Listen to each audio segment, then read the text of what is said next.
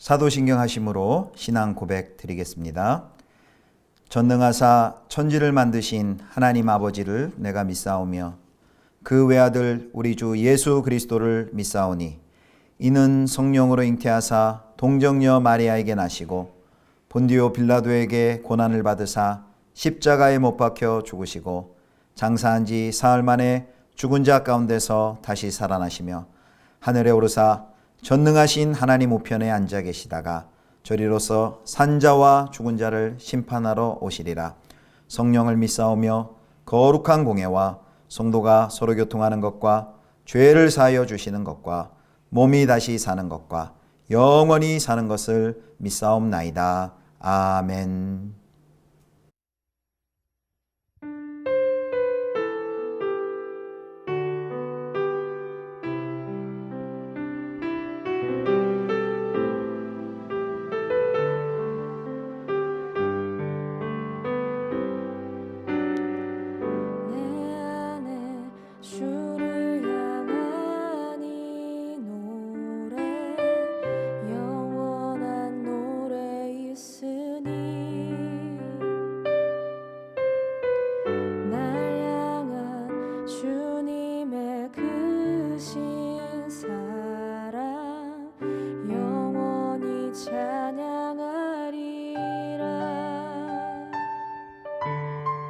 십자가 그 사랑 찬양하리.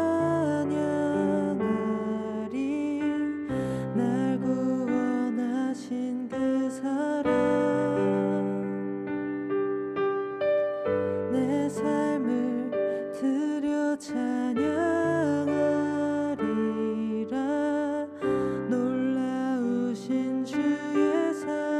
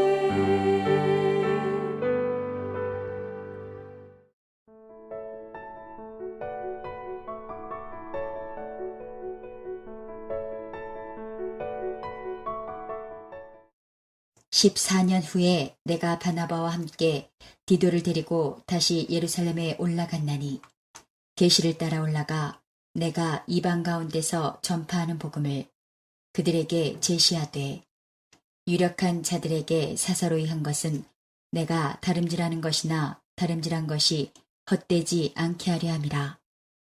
그러나 나와 함께 있는 헬라인 디도까지도 억지로 할례를 받게 하지 아니하였으니 이는 가만히 들어온 거짓 형제들 때문이라. 그들이 가만히 들어온 것은 그리스도 예수 안에서 우리가 가진 자유를 엿보고 우리를 종으로 삼고자 함이로되 그들에게 우리가 한시도 복종하지 아니하였으니 이는 복음의 진리가 항상 너희 가운데 있게 하려 함이라.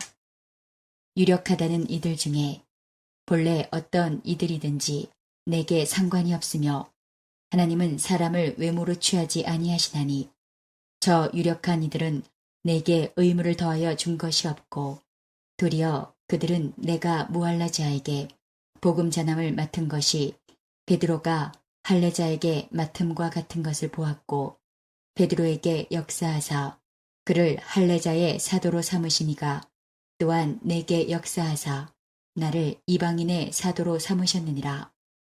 또 기둥같이 여기는 야고보와 게바와 요한도 내게 주신 은혜를 알므로 나와 바나바에게 친교의 악수를 하였으니 우리는 이방인에게로 그들은 할례자에게로 가게 하려 함이라. 다만 우리에게 가난한 자들을 기억하도록 부탁하였으니 이것은 나도 본래부터 힘써 행하여 왔노라. 성도 여러분, 좋은 아침입니다. 오늘 9월 3일 금요일 아침입니다. 오늘 말씀은 갈라디아서 2장 1절에서 10절 말씀입니다. 오늘 설교의 제목을 소심한 바울, 또 대담한 바울 이렇게 잡아보았습니다. 어제 본문에 이어서 오늘 본문 2장 1절부터 10절에는 바울의 자전적인 이야기가 계속 진행이 됩니다. 오늘 내용에는요, 바울이 바나바와 디도와 함께 예루살렘을 방문하는 이야기가 나와 있는데 거기 두 가지 사건이 기록되어 있습니다. 먼저 첫 번째는 바울이 예루살렘의 지도자들을 만난 사건입니다. 자, 1절과 2절, 2장 1절과 2절 보시겠습니다. 3, 4년 후에 내가 바나바와 함께 디도를 데리고 다시 예루살렘에 올라갔나니 계시를 따라 올라가 내가 이방 가운데에서 전파하는 복음을 그들에게 제시하되 유력한 자들에게 사사로이 한 것은 내가 다름질하는 것이나 다름질한 것이 헛되지 않게 하려 함이라. 아멘. 바울은 바나바와 디도와 함께 예루살렘을 14년 만에 방문했다고 했습니다. 이 14년이 무엇을 기준으로 한 14년인지는 여러 가지 해석이 다양합니다. 대개 회심 후 14년이라고 해석하시면 무난할 것 같습니다. 방문의 목적도 좀 해석이 좀 다른데요. 사도행전 11장에 나와 있는 그 예루살렘에 구제연금을 전달하기 위해 올라갔다라는 그런 해석도 있고요. 또 사도행전 15장에 나와 있는 그 예루살렘 공의회에 참석하기 위함이다라는 그런 해석도 있습니다. 근데 우리는 좀 더 눈여겨보아야 할 대목이 있습니다. 사도 바울이 이 사건, 왜 예루살렘에 올라가는 이 사건을 언급하는 그 바울의 깊은 의도가 무엇인지를 우리가 좀 살펴봐야 됩니다. 그 내용이 2절을 보면 자세하게 그 의도가 설명이 되어 있습니다. 우리 2절 말씀에 보면요, 우리 방금 읽었지만 첫 번째 이런 표현이 있죠. 계시를 따라 올라갔다라는 표현이 있습니다. 이 표현은 1장 12절에 그 말한 바울복음의 신적 기원을 이야기할 때 예수 그리스도의 계시로 말미암은 것이다 라는 그 표현과 동일한 표현입니다.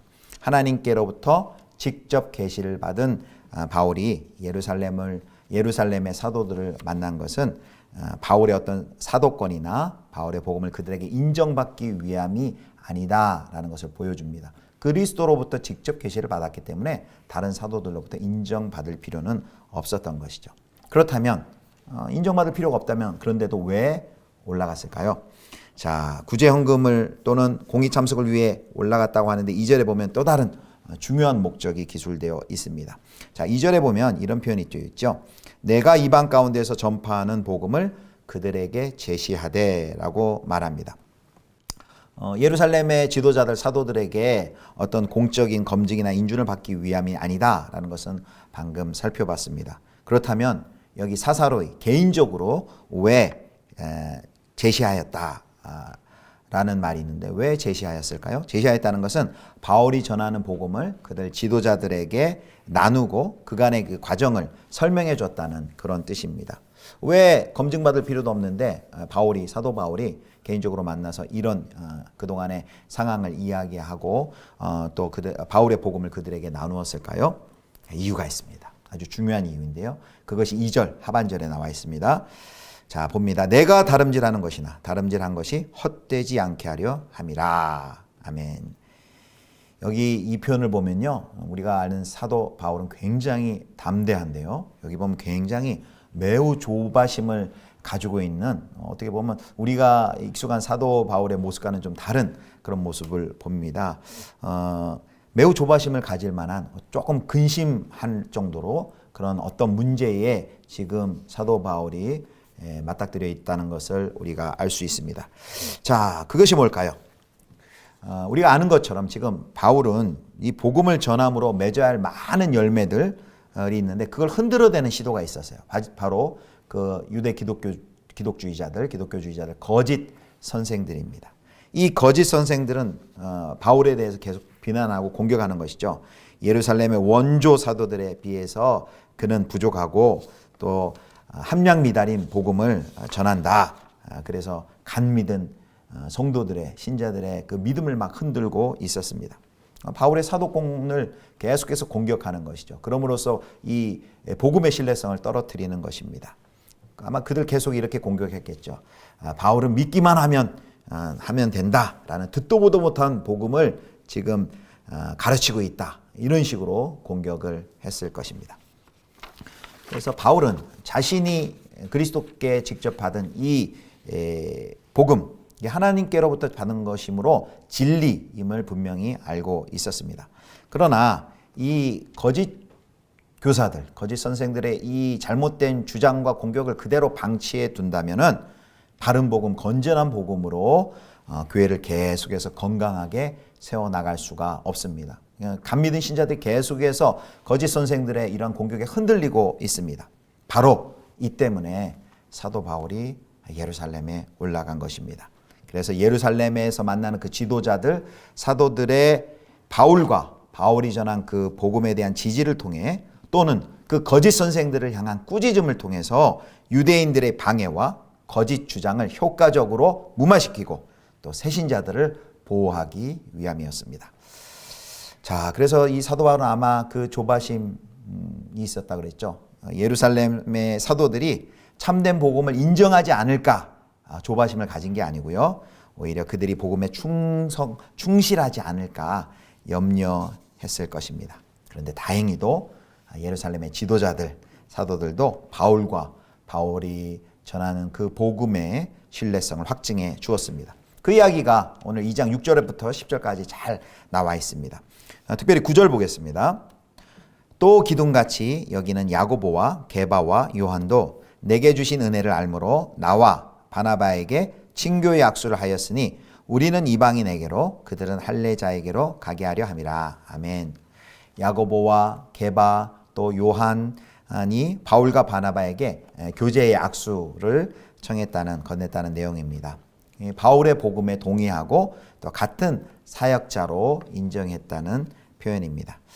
그래서 어제 본문인 1장 11절로부터 시작된 그 바울 복음의 신적인 기원과 그리고 신뢰성에 대한 설명에 계속해서 연장선상에 있습니다. 사랑하는 성도 여러분, 이 바울의 오늘 본문의 조바심을 보면서 여러분 어떤 마음이 드십니까? 바울이 그 성도들을 향한 또 복음을 향한 그 바울의 그 사랑과 열정을 볼 수 있지 않습니까?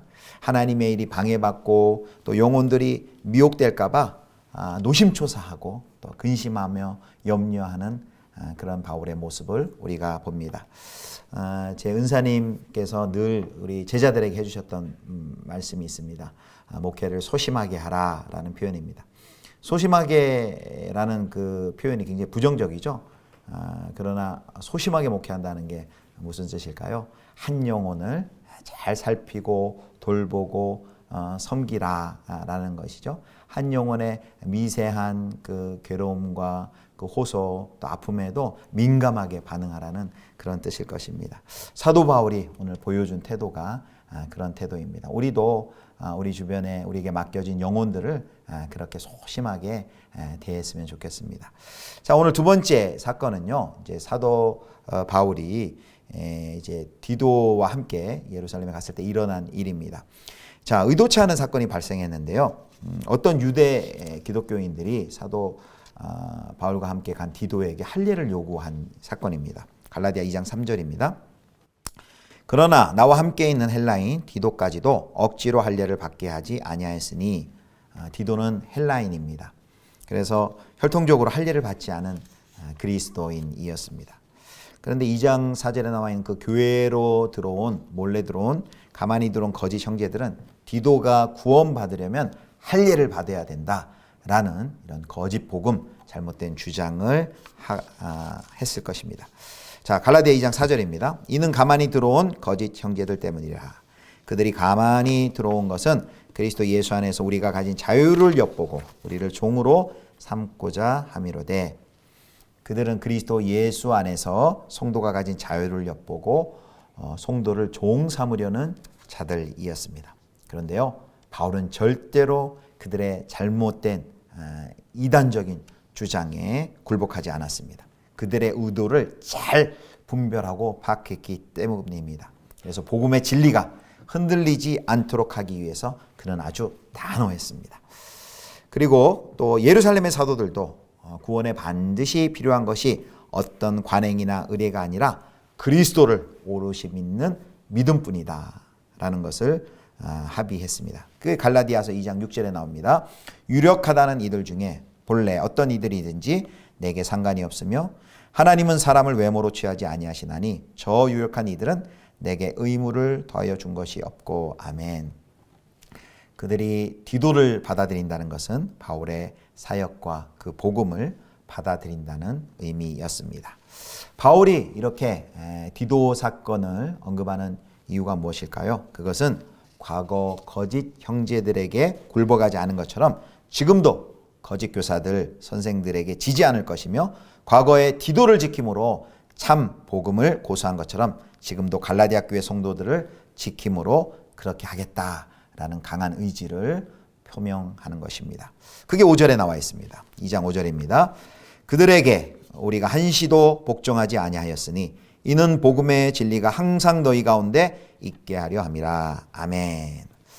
사랑하는 성도 여러분, 오늘 우리는 어제에 이어서 바울의 자전적 이야기를 통해서 두 가지 대조적인 바울의 모습을 보았습니다. 한편은 소심한 바울의 모습, 또 한편으로는 대담한 바울의 모습입니다. 한 영혼에 대해서, 하나님의 사역에 대해서는 아주 소심하게 세밀하게 그 마음을 가진 그 사도의 모습을 보았습니다. 그러나 또 반대로 진리에 대해서는, 복음을 소화하는 데 대해서는, 그 공격에 대해서는 담대하게 대처하는 그 사도 바울의 모습을 보았습니다. 우리도 이런 균형이 좀 있었으면 좋겠습니다. 하나님의 그리스도와 그리스도의 복음을 위해서는 소심하게 한 영혼을 세밀하게 잘 섬기고 돌보는 그런 모습, 또 복음, 이 진리를 수호하는 데 있어서는 담대하게 진리를 지켜나가는 그런 모습이 우리에게 있었으면 좋겠습니다. 소심하고 또한 대담한, 담대한 그런 그리스도인으로 서나가시는 우리 귀한 성도님들 다 되실 수 있기를 주님의 이름으로 축복합니다. 기도하겠습니다. 하나님 아버지, 하나님과 일과 영혼에 대해서는 소심함으로 잘 돌보고 섬길 수 있게 하시고, 진리를 수호하는 데 있어서는 담대하여 물러서지 않는 균형 잡힌 그리스도인 되게 하여 주옵소서. 우리 구주 예수 그리스도의 이름으로 기도드립니다. 아멘. 주님 가르쳐 주신 기도하겠습니다. 하늘에 계신 우리 아버지여, 이름이 거룩히 여김을 받으시오며 나라의 임하옵시며 뜻이 하늘에서 이룬 것 같이 땅에서도 이루어지이다. 오늘날 우리에게 일용할 양식을 주옵시고, 우리가 우리에게 죄 지은 자를 사하여 준 것 같이 우리 죄를 사하여 주옵시고, 우리를 시험에 들게 하지 마옵시고 다만 악에서 구하옵소서. 대개 나라와 권세와 영광이 아버지께 영원히 있사옵나이다. 아멘.